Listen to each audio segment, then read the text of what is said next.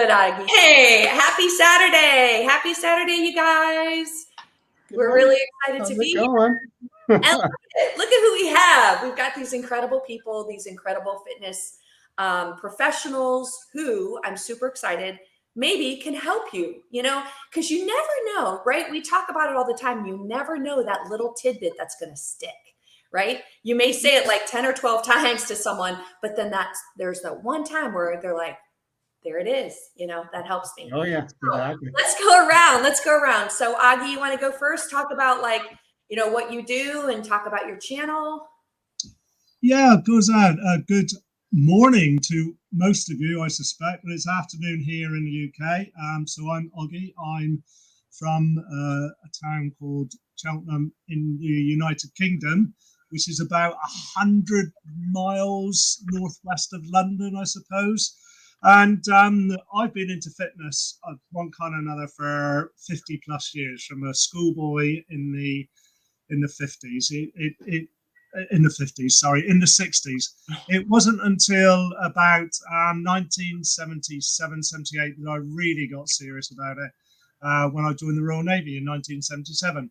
And I've done a fast forward, been into it all my adult life. At the age of 57, a few years ago now, I'm now 62 years old. Actually, I'm 62 years old on the 6th of October, so in a couple of weeks. And I am, I qualified as a personal trainer at the age of 57. So, and I've now I've got a few clients. It's a part-time job for me. I love it. I love training people. I really do. It's what I really do love best.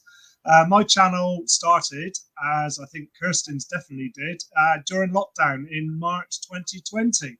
I thought, well, how can I help people stay fit at home? So it started off with a few basic beginners workouts, simple stuff, and it's developed from there. And it's been great. YouTube is not easy. If anyone really wants to start, it's definitely not easy. Yeah. But it's great to be able to teach people from all around the world.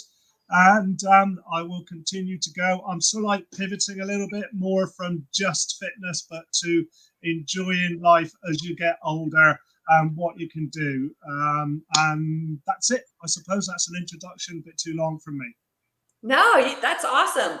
It's a lot of, I love the change that you've done to your channel, like how you've done informational videos. Those are really good in your editing. Spot on. So it does take a lot of time, hence why I don't do so many now, because the editing and research as well. But I love doing the research, and it just, I put it over a different way than somebody else can, and I'm not a scientist or anything like that. It's just my own research that I've done. But you need to do your own research anyway. That's right. And I think it's just your heart to help people. And I think that's what we all share here is we just want to help, right? We want to get that out. Absolutely. Spot on. Paul, tell us about yourself and your channel. Sure. But before I do, I want to second or sort of reinforce what Aggie just said at the end. His videos where he does sort of these deep dives into the way supplements or other things affect him and make his life better and improve his fitness are just amazing videos. So everybody, if you don't already know about Aggie's channel, now's the opportunity to get yourself subscribed, because holy moly, the man's amazing. And with every passing day, he becomes a bigger part of my sort of YouTube video consumption. So rock on, Aggie. That's good, Paul. Thank you. I love that. With that said, folks, my name is Paul. I am the host of the Dev Runner channel on YouTube. Basically, I'm this guy who was like the pudgy kid growing up. By the time I was 42 years old, I was 35 to 40 pounds overweight, working a desk job, starting to develop signs of diabetes and having the beginnings of heart situations, and I decided to turn it around. So starting in my early 40s, I started walking, spent a year just walking, began running, got my hands on a secondhand treadmill and turned my life around, and found that I was an absolute running insane guy. Like, couldn't get enough of it. So, I agree. I agree with you. Yeah, I'm with you there. Description. So I was like maybe 6 or 7 years. I was just like late 40s at this point, and had consumed everything. Had read every like major book about running, and just lived, breathed, slept running, and got to the point where friends and people that I didn't know so well were coming to me for running advice. So I was basically a coach without any kind of certification. So a couple of years back, I finally got my certification as an RRCA run coach, and I've been coaching people, officially since then. And I'm starting to sort of do a little bit of a pivot on my YouTube channel to where I'm, instead of just following along with my fitness journey, I'm starting to share more and more of the technical side of how to do it and how to do it better. So that has me very excited. You can also find me on Instagram as the Dev Runner, and you can find me on Strava if you like the details of the ins and outs of daily running, as Paul DeVillo. And yeah, I'm very excited. I'm in the midst of training for a half marathon personal best. And to make it a little bit more exciting, my personal best was run on a track. So this time I'm trying to beat my track time on the roads. So I'm in the middle of a training cycle, training towards a half marathon, which will take place on November 12th. And it's a bumpy ride, but it's very exciting. And I hope a lot of people learn from my mistakes and my wins along the way. And that's me in a nutshell. That brings me up to speed. Paul, I like the changes you've made to your channel too, as far as your videos you've like added some music. I love when you sing and play your guitar, and also like the cow cam and all that kind of stuff. I love that. I love it. It's just entertaining. And you're very, very good at what you do also. So I appreciate that. Thank you. Absolutely. Daniela's here. Good morning, and good afternoon to those of you in the UK. I just want to say just what Misty said earlier. It's never too late to start, Paul, and you're living proof of that. I know people who've changed their lives in their 40s. I know someone who's changed their lives in their 60s, lost weight just from walking. So yeah, I just wanted to give you kudos to that. So for those of you who don't know, my name is Daniela Joy, and I am documenting my weight loss journey here on YouTube. I've had a lot of health struggles in my mid-20s, just from, I don't know what happened. I just gave birth to my son, and then my body just deteriorated. I don't know why. It was a really hard pregnancy. I lost a lot of weight during my pregnancy. That's something that people don't know of. And then afterwards, I had an injury, and doctors didn't know what happened. I had like severe back pain, like really horrible nerve pain down in my lower body. And it caused me to get depressed, where I put on a lot of weight, probably like 60 plus pounds. I was pushing nearly 300 pounds. I've never been that big in my life. Earlier on in my life, I was always athletic, lean, but still a thick girl. I was running around at like 180, 170 to 180, and then I put on tons of weight. So because of the injury, and it just caused so much pain. And then eventually, after years of searching, I found answers, and I found this physiatrist, which is a physical health doctor, that ended up helping me to heal. She introduced me to pelvic floor physiotherapy, something that people don't know about when it comes to women's health. It's so important, that area, and I ended up healing my body, and I was able to lose some weight through keto. And recently, I am now dealing with another situation where I got into a car accident in May of this year, and now I'm dealing with pain in my upper body. But the beautiful thing about my journey is that I am here to help people, to show people that no matter what they're going through, no matter how hard the situation might be, you can always make change. You can make change in the midst of any storm. Like right now, I am going through hell. My life is very challenging right now, but I'm getting through, thank you, Augie. I'm getting through leaning on God, leaning on my spiritual powers just to get me through. And because of the car accident and the reoccurring pain, I ended up binging and overeating, and I gained about 20 pounds. But now I'm proud to say that I'm 10 pounds down from that, and that all happened in September. I'm kind of giving a spoiler away from my little weigh-in on Sunday, but yeah, I'm down 10 pounds. I'm pretty happy, and even though my life is chaotic, you can still find order. You can still get yourself help. You can still make improvements in the storm. So I'm here to inspire and make sure that you guys never give up on yourselves.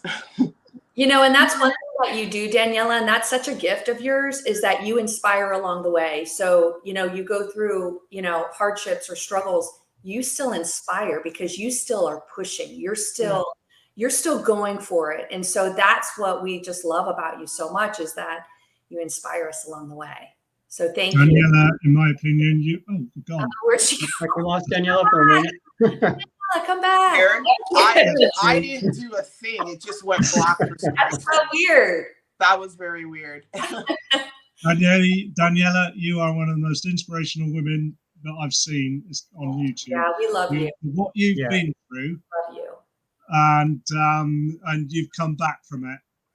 That is absolutely amazing. Especially, I saw the picture of your car. I know. Yeah. Bloody hell, that must have been frightening, to be quite honest. Yeah, I got pushed 3 lanes over and went on a median. It was pretty intense, but I'm okay. At least I was able to walk away from the car accident. I know people who woken up from a hospital, literally. So I was able to walk away. Yeah, I'm dealing with the concussion. It sucks, but I'm going to continue forward. And thank you so much, Augie. How's your progress, Daniela? Are you getting better? Like, is your feeling better and everything? Well, the concussion is that's a mystery. It's still a struggle. Like, every time I work out, I'm weak. Like, after a workout, I'm completely weak. I'm knocked out. I can't do much. But I work out because of my mental health, because it will deteriorate. It doesn't matter. Like, I can not work out. I can work out. I still get concussion symptoms. In terms of my shoulder, I am seeing slight improvement. I was able to do some, what are these called? My brain just left my head. Like overhead presses? Yeah, with squatting. I love that. I was able to do some of that, so that was good, but I got to take it slow. So this weekend, I'm taking it easy because I'm having nerve pain right now, but it's all good. I'm going to do some yoga, relax, and connect with you guys. You know, it is all about mindset, you know, instead of like you being like down in the dumps, like what I'm dealing with, you're like, I'm pushing through, I'm going to be strong about it. And that's what it's all about. It's about mindset. And we all have to have a positive mindset, right? If we want to achieve our goals. And so life happens. And, you know, I was talking to Augie earlier, and he's a world traveler. He was in Italy recently. And we're talking about like little struggles that we face and how do we keep going? How do we keep on track? So I'm going to go around. Augie, we'll start with you. And I'm going to be like one of your clients. Definitely not Claire, but I'll be one of your clients. And I'm going to say, you know what? I don't like to exercise, Augie. I don't like it. But I know I need to, like, motivate me. So one of the things I would say is, you've come to me. What's the reason why you've come to me? You clearly know that you need to, but you're struggling to know what to do. So you've got to identify your why. Why do you need to exercise? Why do you think you? So that's one thing, right? Why do you need to exercise? You tell me what it is, and then we can focus on that. It could well be something as simple as I need to lose weight, or I prefer to say need to lose fat. Yes. Okay. Rather than weight. So what can we do to help you get there? But that's very broad. Yeah, okay, so you want to, but why do you want to lose weight? Because my doctor's told me I might get, I'm almost pre-diabetic, blah, blah, blah, blah, blah, whatever. Or I've got a wedding to go to in a year's time and I want to look perfect in my dress. Okay. If you're a girl, am I allowed to say that in this day and age? Who knows? You get my point. But what is the end goal? Why do you want to do it? Right. So let's focus on that. And this is how we're going to do it. Right. Or this is what I suggest we do. I'm not saying this is how we're going to do it. So this is how I suggest we might do it. Right. What kind of exercise do you like? Well, I don't like anything. Well, have you tried walking? Well, I go for a walk with a dog. Yeah, how far and how quickly, blah, blah. And you start drawing out. What I would do as a professional is start drawing out little things, and make little discrete notes and say, right, likes walking. What did you used to like to do at school or when you were younger? Oh, I used to like to do X. Well, when was the last time you did X? No, you get my point. So gradually drawing out what excites you about exercise. We've got to identify the goal. What is the end goal? I want to climb Mount Everest. All right. Okay. So I can get you fit, but I can't help you climb Mount Everest. But you get my point. It's to start drawing out, and then let's try it. Let's do a trial. Let's try it. Right. Let's just start by walking. Let's go for a walk in the countryside. I don't know what the countryside's like where you all live. I know in Calgary in winter it's bloody cold. But everybody's got some lovely areas. Let's go for a walk and a chat. Let's pick up the pace. When we're there, pick up the pace a bit. Little baby steps, and then draw out and say, right, let's try this, let's try that, let's try this, let's try that. Do you like that? Yes. Do you like that? No. And there you go. Start thinking about it, but you've got to answer, why do you want to do it? Knowing your why. That's Yes. good, Augie. Yeah, and it's like a process of elimination. I love that because it caters to that individual person, and that can change based on what the person's going through. I just love that, Exactly. Augie. Yeah. I think that if the person really is scared, whatever, one of my oldest clients at the moment is 75. Okay. She can now do 3 sets of 20 press ups. Okay. Not on a counter, right? 6 months ago, she couldn't do 5. And those are push-ups. Yeah. Push-ups, right? Push-ups, whatever. Yeah. And we, really cool. she's 75 years old. The reason why she's doing it at the age of 75 is because she wants to get through the rest of her life without, going downhill fast. We all will, as much as Kirsten in the past has said she's going to live to 130 or whatever you said, right? We're all going to go downhill. And this is, I did a video about health span versus lifespan. That's so good. Yes, I remember that video. Uh-huh. Yeah. Quality of life. We have to be proactive. And it doesn't matter how old you are. Do you have children at the age of 35 and they're knackering you out running around the park? That's my why. That's a why. I want to play football soccer with my kids in the park. I want to be able to push them on the swing. That's a why. I liked that video when you worked out with your grandson. Oh Yeah. And he's 16. Right? Awesome. I whooped his ass. He's 16. I want to be you, actually, they are. Yeah. I love it. Yeah. All right, Paul, what about you? How are you going to motivate someone? Yeah, well, let me talk. I've got like 3 points I want to hit here. I think the first thing to get people up and moving, especially when they're brand new to fitness, is simply eliminate the confusion. A lot of people, they won't take that first step until they know what that first step is supposed to look like. So, that's where coaching, or even just doing a little research on your own online about the best way to start whatever it is you want to get started in. When you know how to start successfully and not overdo it or do it wrong, that gives you sort of a little bit of motivation to get that first step out the door. Also, don't bite off more than you can chew. Don't go for a goal that is just too big. I think you want to go for a lot of small wins, because that's really, really motivating. Like, to go back to sort of my own trial and error getting started when it came to running for me, 10, 11 years ago, when I first bought that secondhand treadmill, I decided I was going to get on it and try to do 20 minutes 3 times a week. And I was also determined, because I did have some running experience from way earlier in life.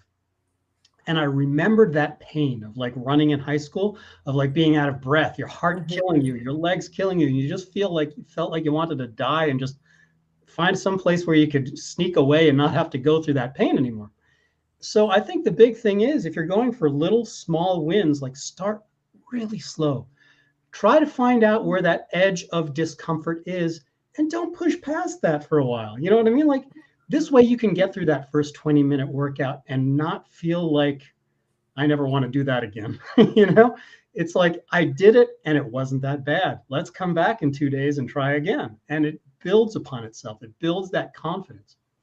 And thirdly, I think the biggest thing that people who are new to any kind of physical fitness, the biggest muscle that you need to exercise is the muscle of discipline. Yeah. You know, there is a huge amount of gain that comes from simple consistency. When you don't want to be out there, which is, for me as a runner, people can't believe this when I say this, but I don't want to be out there at least half the time. You know, like half of my runs, I'm just out there because I'm supposed to be, because I know it's going to make me better tomorrow. But I don't really want to be. I mean, there are times when I'm literally lacing up my shoes, heading out the door for the run, and I'm thinking to myself, I don't want to do this. I don't want to do this. I don't want to do this. And yet my body is taking me there. You know, it's like my mind is in this don't do this one place, but my body is so well disciplined that I'm going out the door anyway. So it's learning to separate that emotional bit from the physical bit. Just make your body do it. You can hate it the whole time if you want to, but trust me, by the time you're 10, 15 minutes into a workout of any kind, you're going to be happy you're there. So just get out that door. You never regret working out. Exactly. Right? No, nobody's ever said, I really hated that workout. No one's ever said that. I think I just want to go to Misty's comment, discipline over motivation, because I think that's where key. Motivation can get you started, but it's, I think, Daniela, did you on Instagram or someone recently put something about consistency? Yeah. And it's discipline that actually keeps you going, doing it, like going for a run when, like, I don't know what the weather's like in North Carolina over the October, November, December, January kind of weather, but but it's going out or going to the gym when you're tired or something like that. You know, doing something is that, and that's is Majors still on YouTube? You know what? Oh, yeah. I know. I check in with him every so often. Yeah, I do as well. Not like he used to be. Because he used to push that a lot, discipline over motivation. So what Misty put, discipline over motivation, is absolutely spot on. Absolutely. It's all about discipline. Susie, you're absolutely correct. Paul, how would you talk about Jen's comment here? What happens when you mix the team aspect? Running is awesome, but very individual centric. Yeah, I think you're right, Jen. I think running, to excel at running, to get to the point where you're, and I'm not talking about times, I'm not talking about performance, I'm not talking about your ability to outperform somebody else. Your ability to outperform what you did yesterday and to continue to improve comes a lot. I think the group aspect, if you can run with others, it makes it a whole heck of a lot of fun. And that can be very motivating, and it can make those miles go by a lot easier.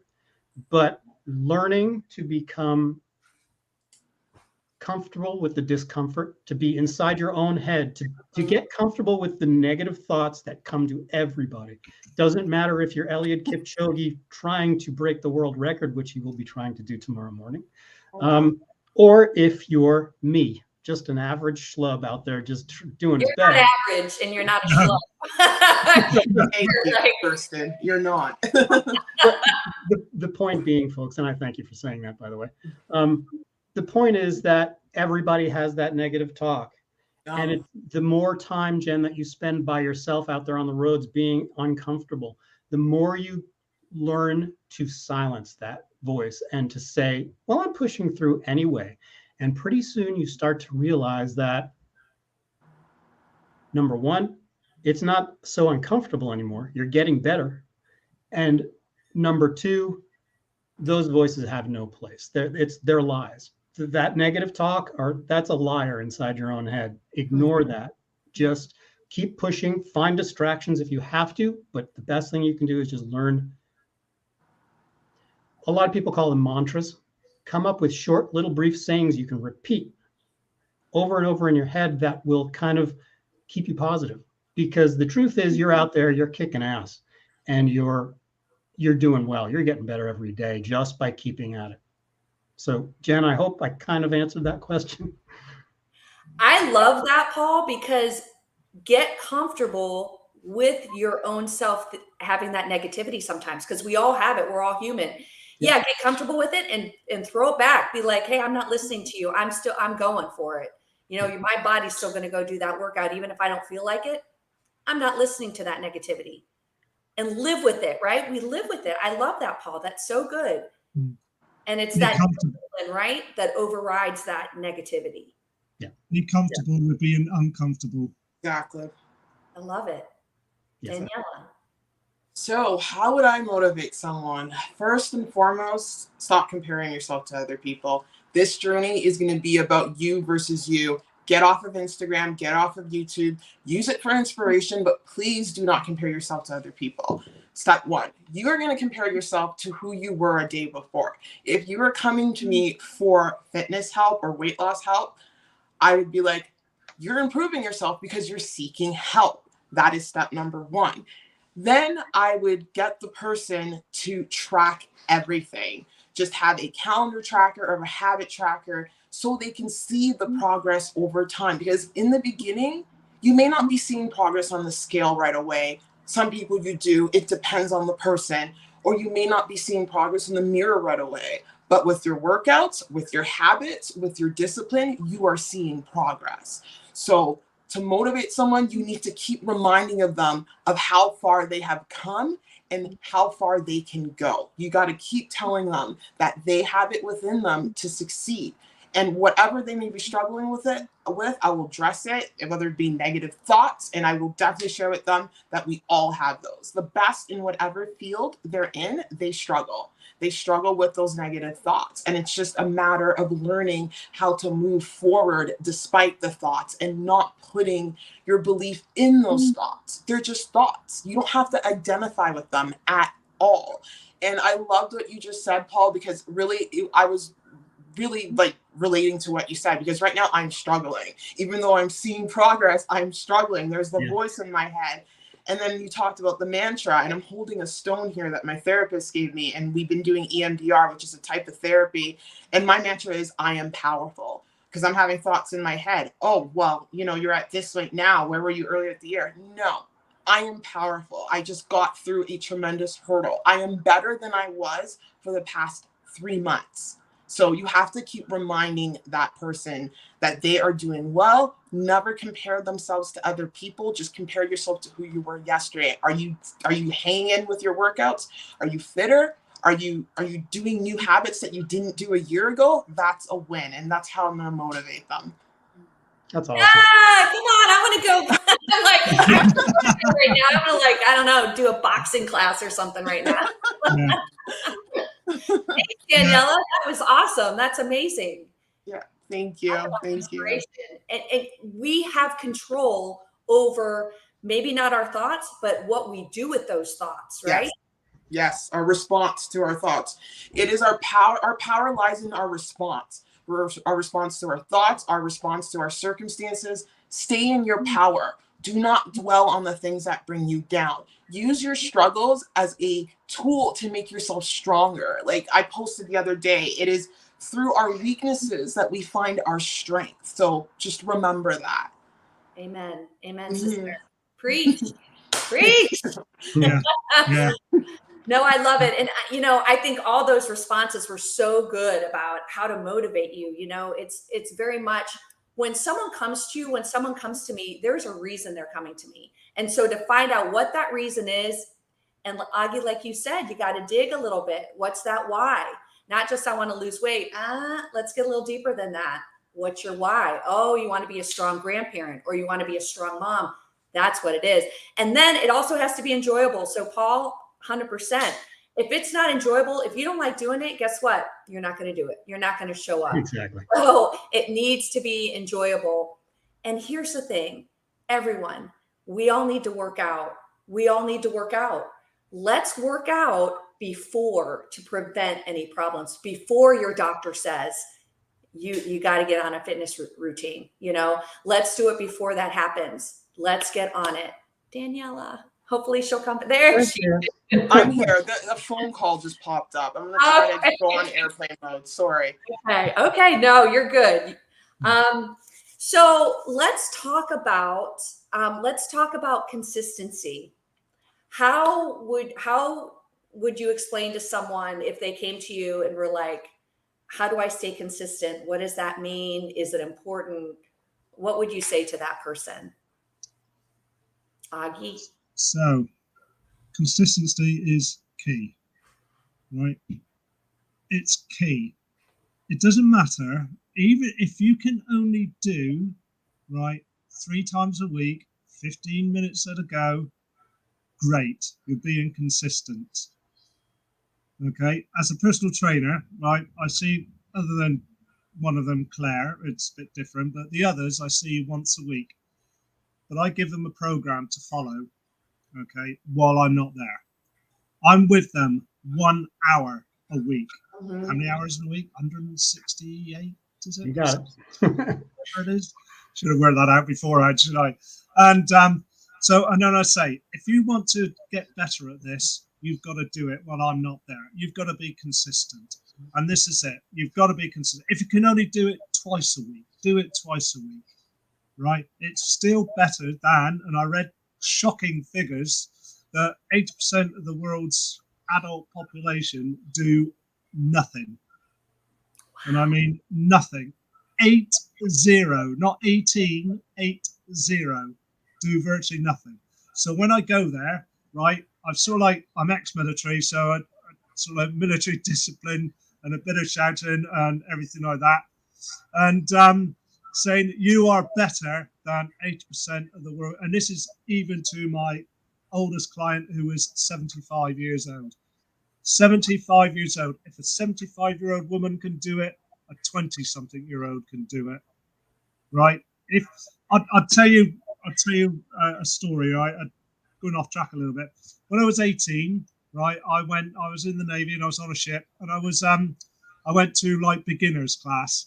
The PTI, right, who was a big, massive Arnold Schwarzenegger type guy, he said, if I was 18, I would be ashamed to be in this beginners class.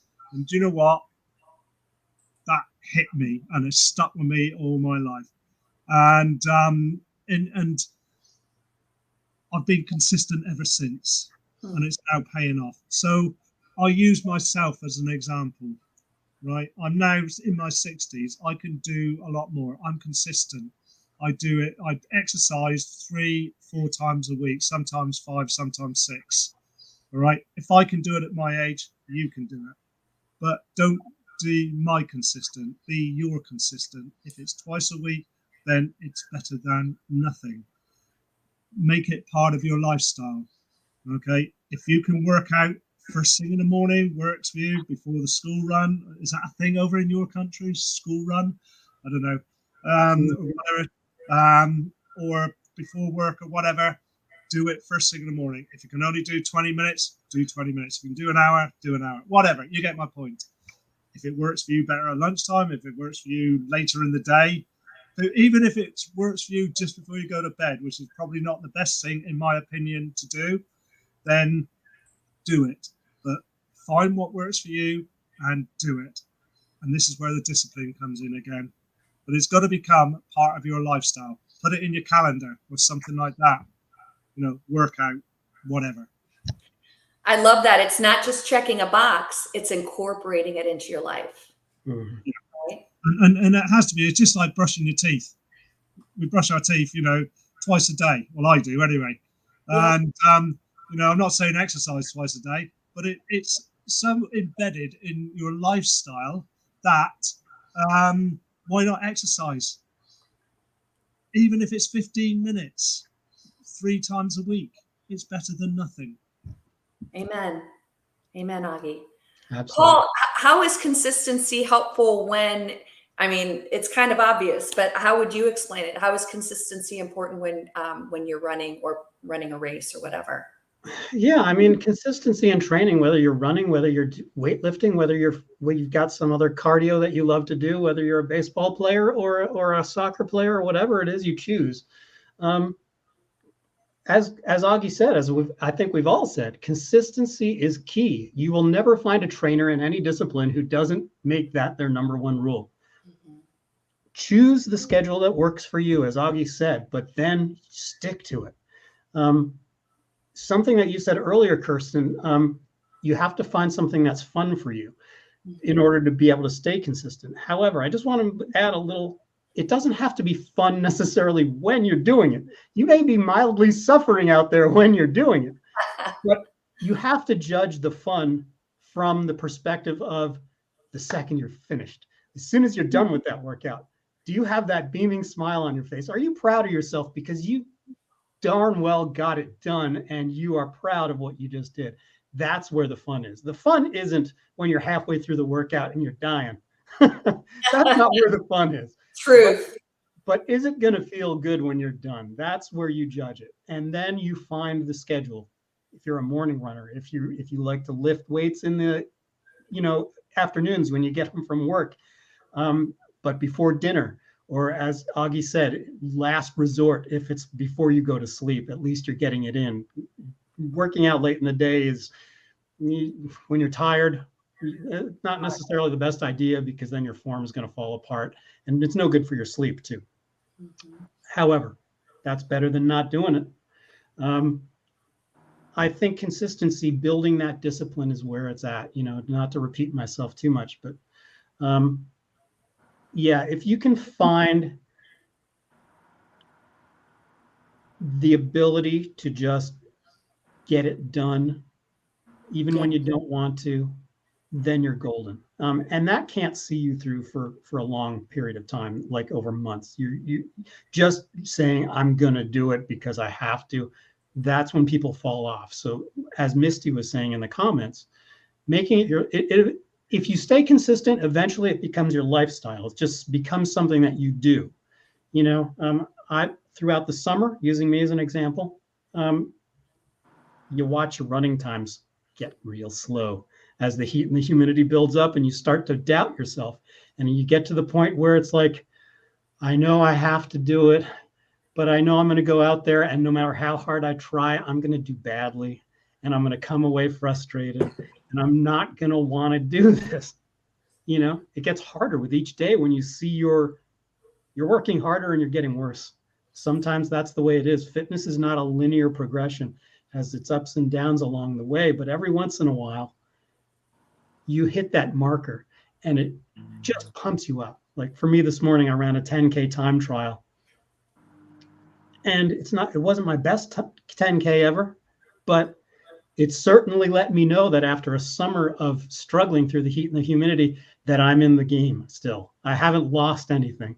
And that just pumped me up again. So you get these occasional blips where everything clicks and it keeps you pumped up. But in between, you have to stay consistent. You have to believe in yourself, even when it's not going great. Because I promise you, if you can stay disciplined, those days will come where you just go, oh my goodness, thank goodness I stayed consistent. It's just, that's when when it gets hard, lean on other people. There's look at this community. Look at the amazing people that I'm sharing the screen with. When I'm feeling down, I go to these guys and they keep me pumped up. They bring me back to where I need to be to stay consistent. So before I say consistent again, I'm going to stop talking.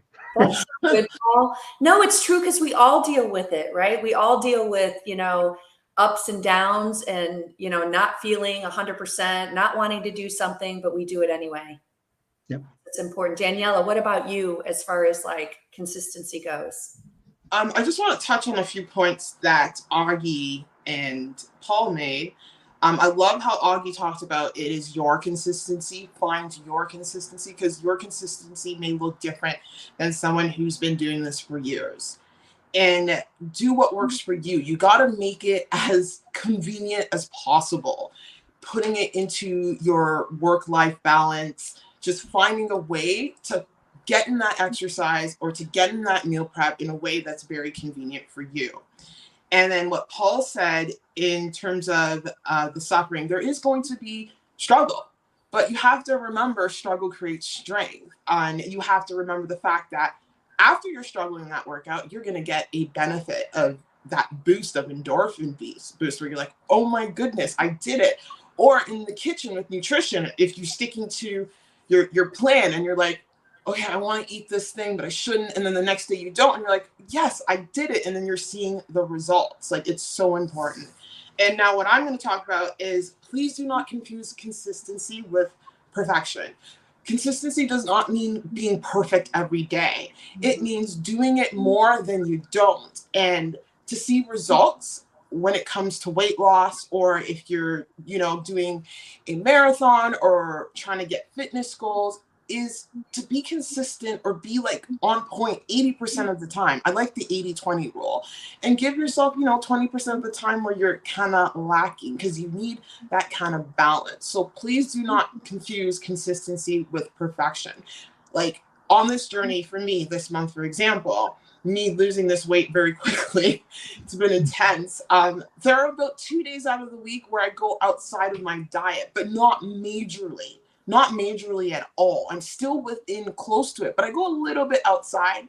Like right now, I'm kind of doing this fasting regimen, OMAD. So like usually I try to keep it with keto, but the last 2 days I had some carbs, and that is okay. It is okay to do that because A, I need it. B, I'm still working out, and it's okay to kind of stray out. I had a sandwich with Nutella on it, but I made sure it was still within my caloric range, not too far off, just like a couple hundred calories above, and I'm still consistently losing that weight. So please do not confuse perfection with consistency, and just do what you can. And if you're starting from the beginning, it's going to be hard, but incrementally go up and find your consistency, like Augie has stated.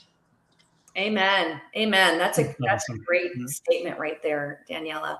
And I want to flip it around, because what I see a lot is inconsistency leads to non-results, right? So if you are not consistent, you are not going to receive these results that you want.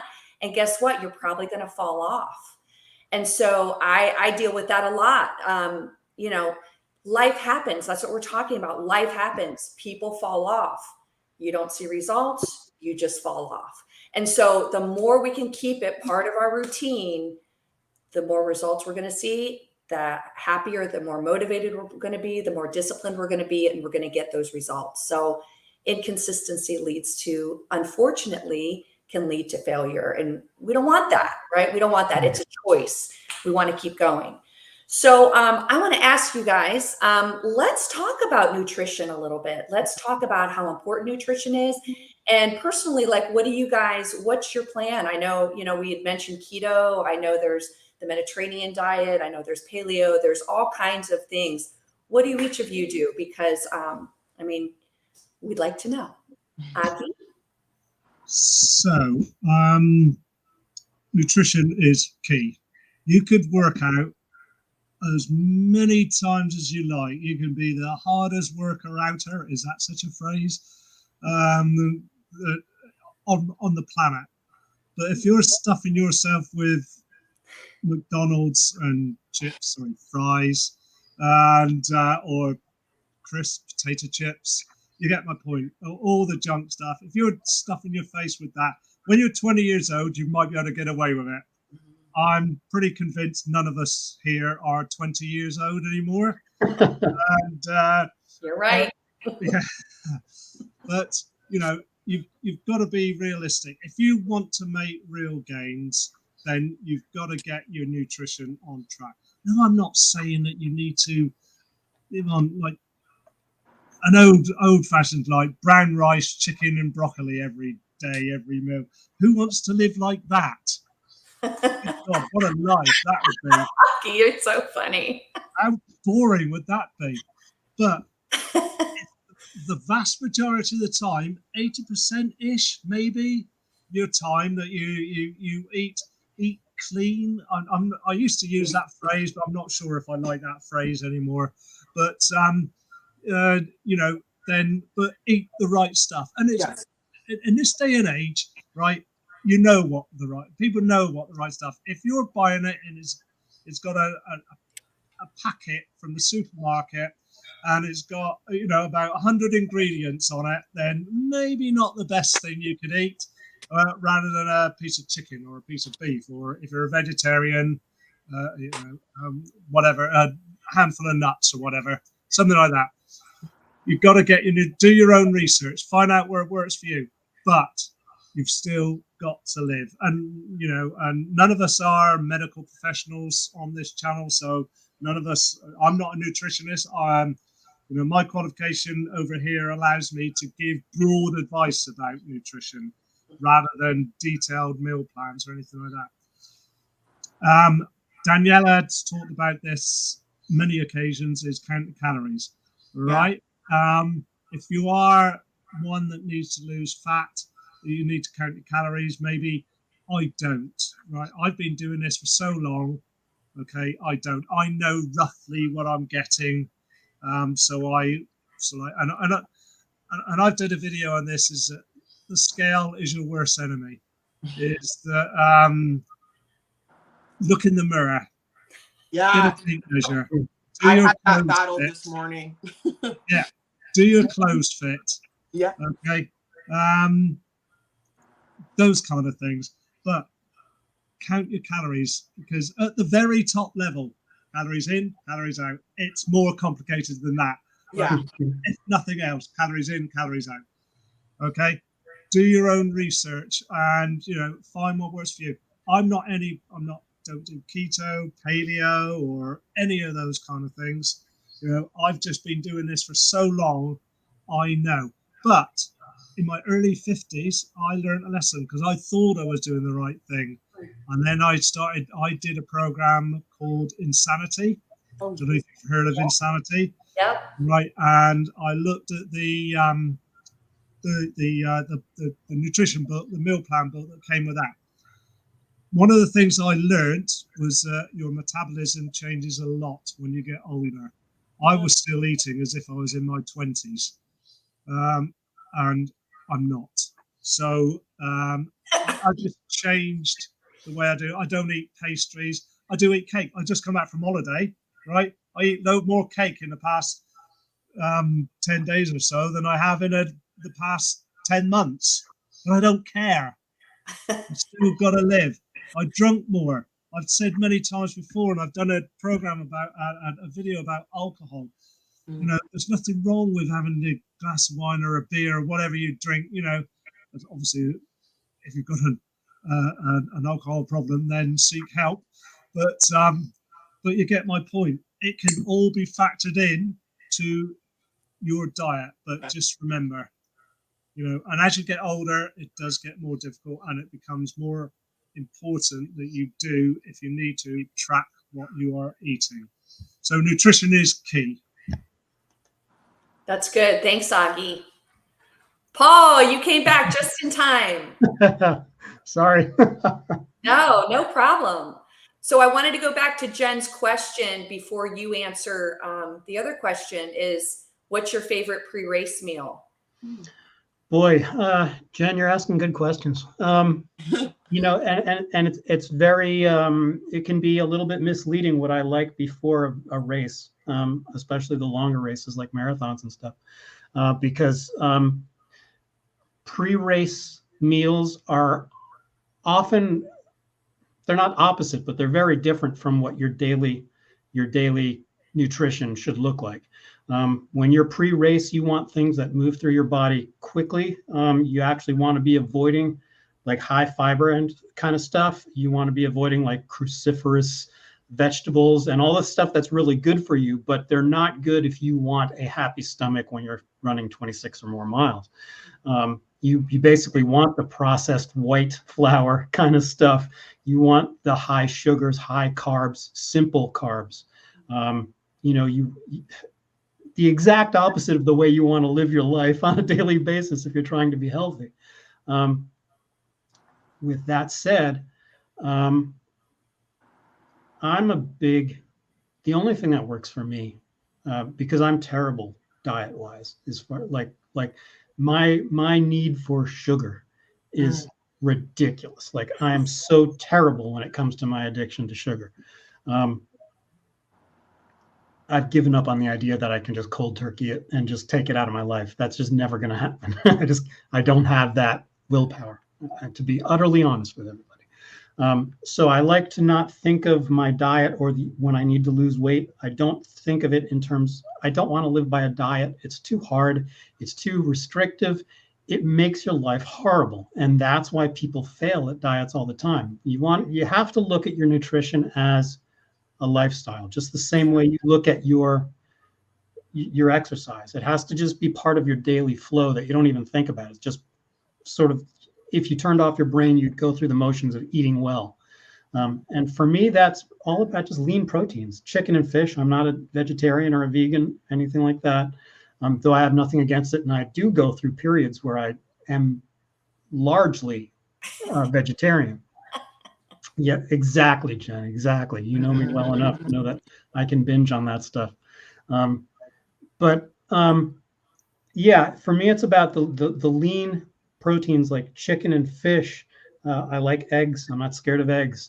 And greens, like to me, the dark leafy greens are the cornerstone of my carbohydrate intake. To name them, we're talking about kale. We're talking about spinach. We're talking about collard greens. We're not talking about iceberg lettuce, which is sort of just filler. I mean, it'll fill you up, but it won't give you anything nutrient-wise that your body needs, especially when you're very active. Stick to the dark leafy stuff. Gourds, pumpkins, and squash. If you're going to eat rice, just be careful. Very calorie heavy stuff right there, but try to stick to like the brown rices. Try to stick to the quinoa. Quinoa is like, boy, talk about a superfood. I don't want to get in the weeds about specific foods, but yeah, it has to be all about just every time you go to the fridge, have that thing stocked with the healthy stuff. Make the hard decision when you try to avoid the middle of the grocery store. Stick to the edges where all the fresh stuff is. Stay away from the processed stuff. Make the hard decisions when you're walking through the grocery store of not buying that box of Little Debbie's like I do sometimes. And you'll be happier, and it will be easier to stay consistent, because the whole calories in, calories out thing, like Augie was saying, that may work when you're in your teens and your 20s, but it's so much easier to stay consistent with your exercise when your body feels good. And the only way to keep your body feeling good is to generally eat healthy. Have a cheat day. If it's Friday night and you're sitting around with your husband or wife or significant other, of course, you can have a couple of slices of pizza and then have some cookies. We're human. Enjoy your life. But make that the one day a week. And then the other 6 days, know that you've got that special day coming up. But stick to it. Stick to the good stuff. And then you will love working out that much more. That's good. I'm done. I love that, Paul. That was awesome. Daniela, what about you? When it comes to nutrition, nutrition, the battle of nutrition, it is truly individual. As one of my favorite mindfulness spiritual gurus, Louise Hay, she's no longer alive, but I remember listening to one of her meditations, and she says, every diet works. They all work. It's just a matter of finding what works for you at a specific time. Like if you're at the beginning of your journey, you can just get away with cutting out all the junks and eating whole food, and you'll start losing some weight. As things go on, then you're going to have to be more strict with your calories. there are things out there that people like, especially my generation and younger, I'm noticing a lot of people are battling metabolic diseases or inflammatory conditions like Crohn's disease and all that. It's happening with the younger generation. So then there's that medical aspect that can make it harder. For myself, I had non-alcoholic fatty liver disease. I was diagnosed with it when I was 250 pounds. I still haven't checked it, but that is just telling me, hey, you have a metabolic condition. So that's where things like doing fasting might work, but that's not necessary for everyone. Like, that's where things like keto might work, but that's not necessary for everyone. Everyone is unique and different. I know people who've lost weight on carbs. Earlier in my life, I could lose weight eating like normal, like the chicken, broccoli, and rice, and having breads and like those little burger buns back then before I was pregnant and went through all my metabolic issues. So nutrition is so specific and so individual. Like for me right now, I cannot do cheat meals. I cannot, because again, I have disordered eating where I eat way over. So I binge or I restrict. So right now I'm in a phase where I'm struggling with binging because it's being triggered with my pain and all that.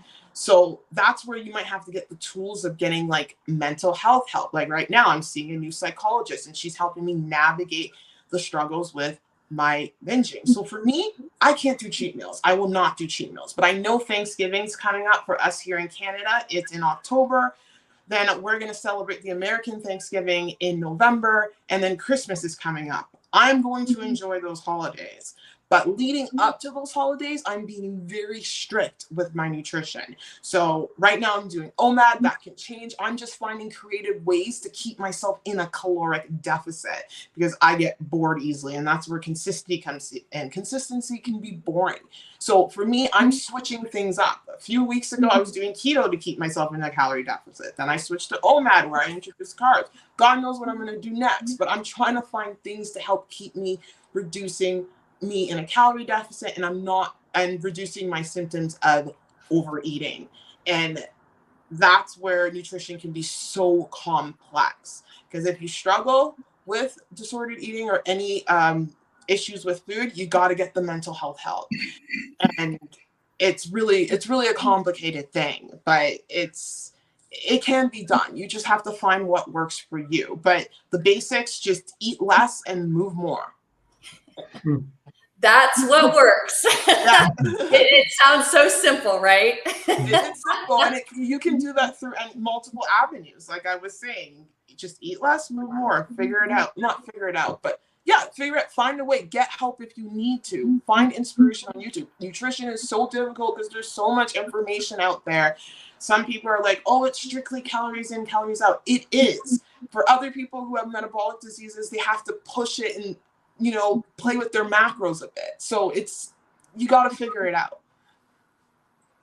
Yeah, and everyone's different, right? Everyone's body is different. What works for me won't work for someone else. So figure out what works for you, know it. And Daniela, I loved what you said about get help when you need it. Yeah. There are professionals out there that can help you. It's not a guessing game. If something's not working for you, find out. So like with my clients, if we're doing everything right, nutrition wise, fitness wise, and if they're not losing weight, I tell them to go see the doctor, because there's probably something going on medically that is affecting the reason why you can't lose weight. And a lot of times it's thyroid issues that people don't know about, right? But there's a reason. It's a science. It's not a guessing game. So let's get rid of the guesses. Okay. Let's go with what works. And our bodies respond to different foods. And Daniela, I love the fact that you change it up, because you know what works for you, right? You need to change it up. So that's great that you do that for yourself. Like I don't really follow like a nutrition plan. Like I eat good, but yeah, I also have, I don't call it cheat. I think I might have learned this from Misty. It's like more of like a reward meal. And the weekends are kind of like, my husband cooks and he's a really good cook.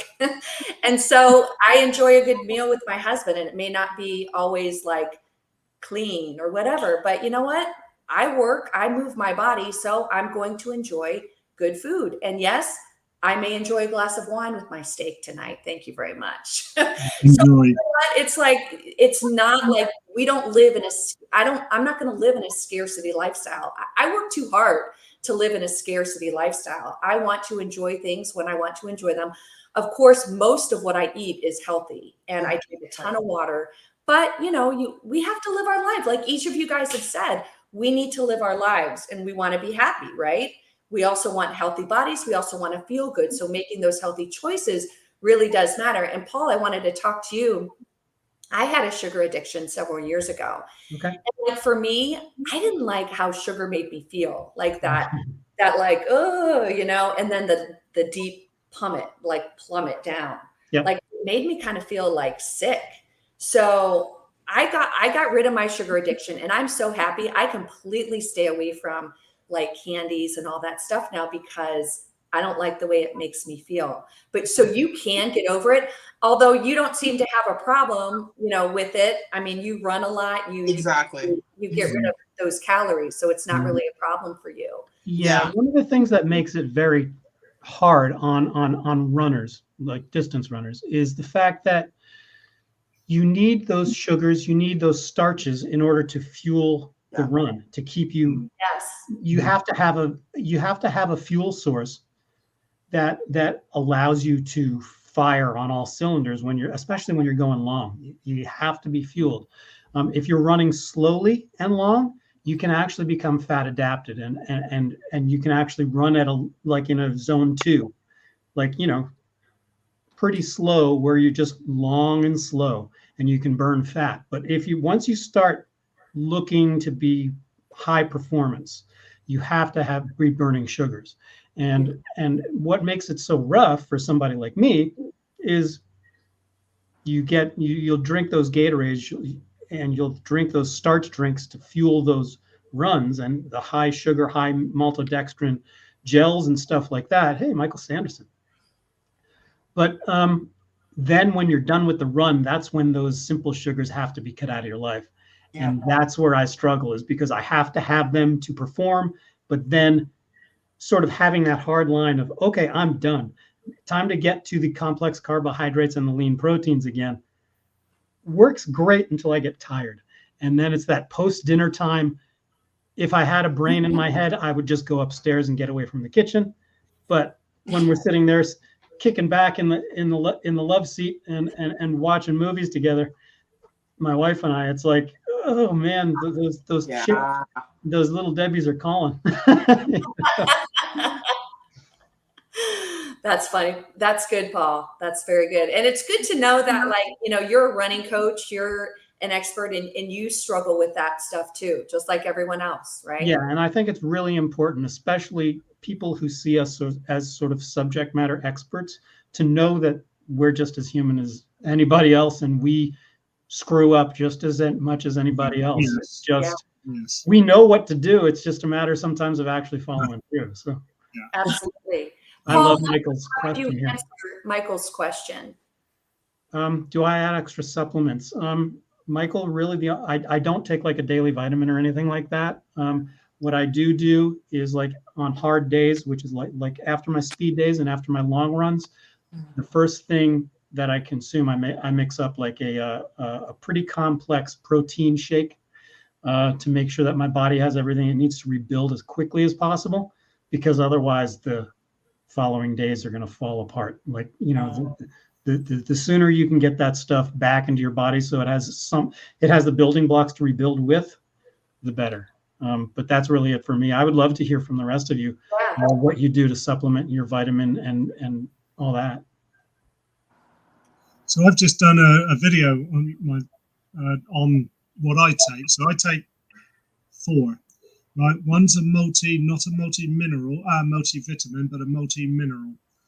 All right. The reason for that is really because I can't guarantee that what we eat, it provides the minerals. Now, minerals are very, very important. You only need tiny amounts, not like vitamins. You only need tiny amounts, but it helps the whole body perform better. It's very difficult to measure minerals, right? What you get. Now, in a supplement, it's all done for you, a quality one, of course. So we do that to make the whole body function. And that is where it comes into, like, immune system. So for vitamin D to work properly, you need, and I can't remember off the top of my head, you need the minerals to work. The protein to synthesize properly, you need minerals to properly, etc. You get my point. So that's why I take minerals. Protein. The reason why I take a whey protein supplement shake is because I am not a big eater, and I just wouldn't get enough protein for my needs, and that's the only reason. It's convenience.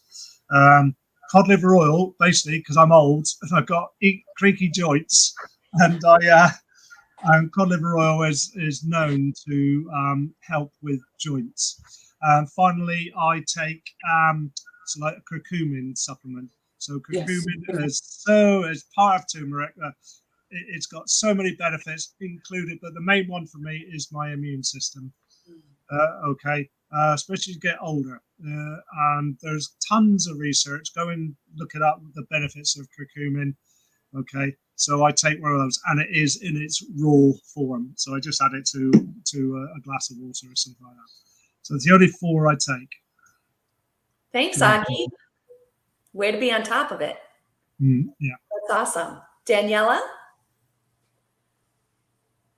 Oh, there you go.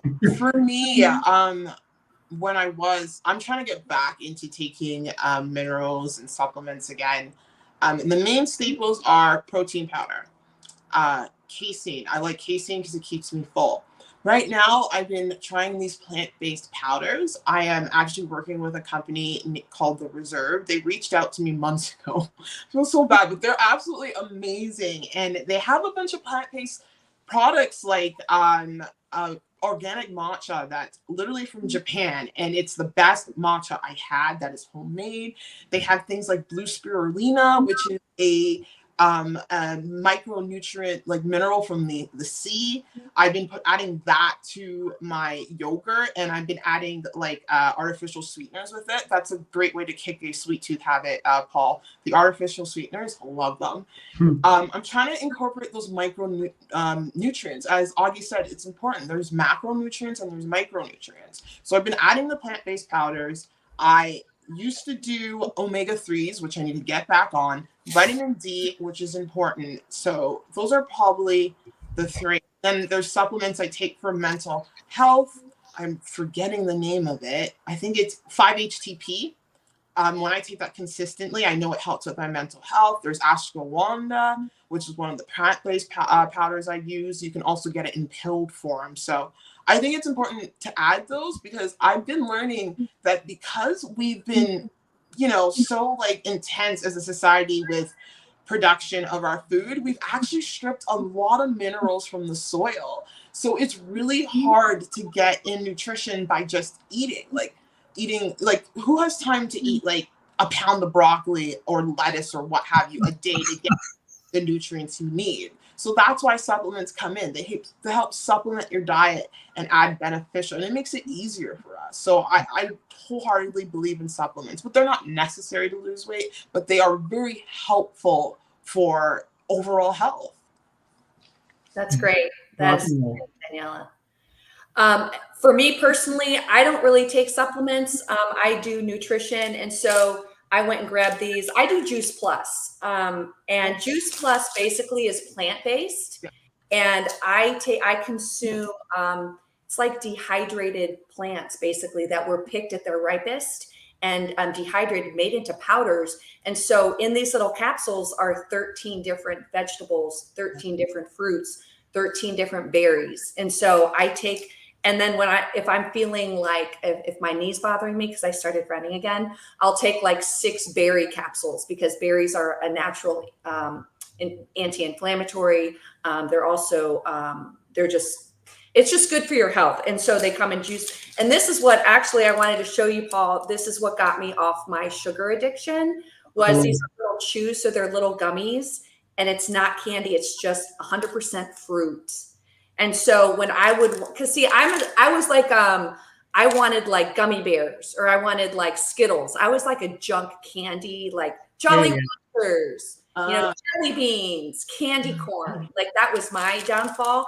And so I started eating these fruit chews and I stopped, like I didn't crave it anymore. But I think yours is more maybe like the cakes and cookies kind of thing, right? Yeah, but unfortunately, before some of my speed work, I'm shoving jelly beans and I'm shoving the candy corn into my face just to sort of give me that boost out the door. And you need that, right? You need that. Yeah, but what you got in your hands is a much better source of that. So if you don't mind, could you even share a link to that in the show notes for everybody? That'd be awesome. Yeah, it's great. It's a great alternative to candy. And I can take it with me in my car, and it's healthy. It's just fruits, 13 different fruits, 13 different vegetables.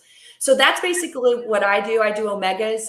The omega capsules are omega-3, 5, 7, 8, and 9, and it goes straight to the plants. It's not through the fish. So it doesn't, it's like fruity. It tastes really good. So I do the omegas, and then I do a protein smoothie every single day. And I put in, basically it's just protein and oat milk and maybe some yogurt, protein yogurt, but I keep it pretty simple. I try to get my health through my nutrition. So, but we probably should wrap this up because we've been here a little over an hour. But yeah, berries are great anti-inflammatories. They're antioxidants. They're also really good for your diet because there's not a lot of sugar in them. So if you're going to choose, see, I've sent some to Misty. Misty's had them before. So yeah, berries are an awesome thing even to put in your smoothies and things like that. Great fiber. Yeah. As Augie drinks his lime water, right, Augie? Yeah, absolutely. Healthy That's choice. a daily thing for me. Lime or lemon juice in water. That's another thing. Every day, normally in the morning. I find that, and again, citrus fruits. Yeah. So that's another thing about inflammation and everything like that. I'm ex-Royal Navy, and I know still the US, they call British sailors limeys. And it's all comes from back in the day, Nelson's day, many hundreds of years ago, whereby scurvy was a big problem. Yeah. And so they started, I don't know why, I can't remember the reason why, giving limes, freshly squeezed limes, and it cured it.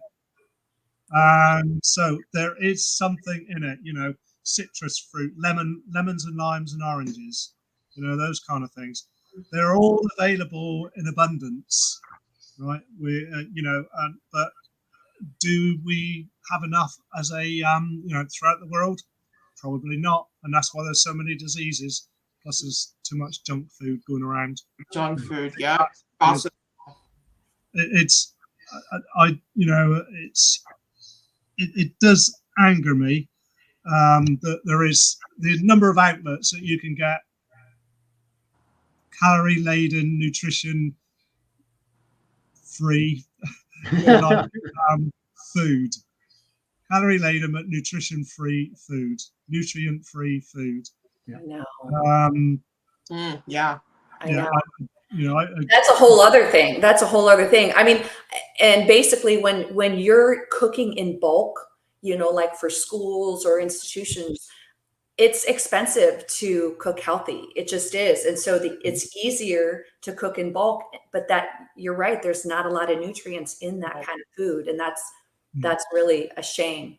Yeah. It's a problem, I think. I don't know what the answer is. I don't really either. I'm not, I think it's education, just educating people and telling them that there are other options. There's ways. There's ways to do it. It's kind of easy now because we have so much information on the internet. Like if someone really wants to lose weight and they're really dedicated, or if someone really wants to reverse any health problem and they're really determined to do so, they can find the information out there. They just have to do it. Be proactive. Yeah, you have to. Like the saying says, I always screw up English idioms. You can't bring the horse to water or something, or what is you can't bring the horse to water. You just can't make him drink. Yeah. I always screw those up. I mess those up too all the time. Yeah. Well, let's wrap it up. We'll get you guys on your way for your Saturdays. I am so glad that you guys were able to, Augie and Paul and Daniela, thank you so much for being here. Thank you to our people that, oh, look. So there's still, oh, I just drank it. My liquid IV. Yes, I do. I started doing that, Jen, because I actually went for a checkup. And I drink water. This is like changed to me all day long. My water, I drink it all day long, all day long.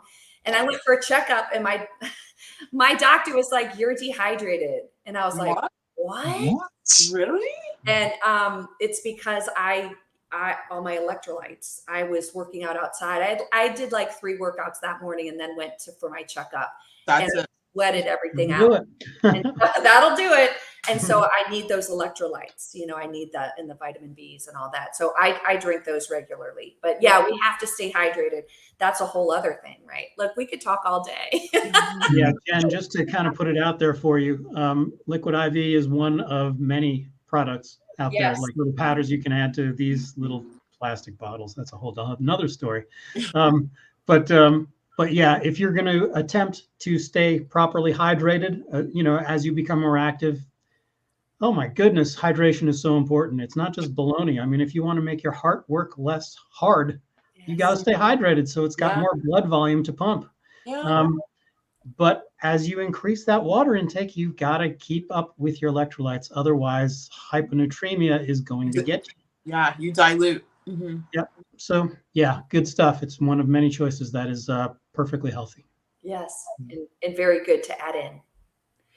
Well, thanks, you guys. You guys have a great Saturday. Thank you, everyone who was in the chat and for the questions and everything. We really appreciate you guys being here. This is an amazing community, and I'm glad we can support each other. So please subscribe to anyone you haven't subscribed to yet.